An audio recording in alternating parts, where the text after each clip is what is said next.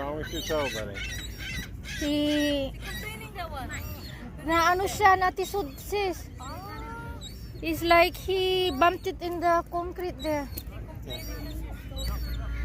He said he's okay, but then when I look at his toes, there's a little bit blood.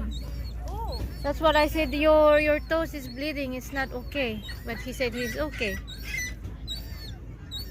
We'll They want to be your friend. we'll put Polysporin later, anak. Ah? They want you to take them. Oh, sorry. Have a pet. He looks like he's sick. Oh, He truly does. they found a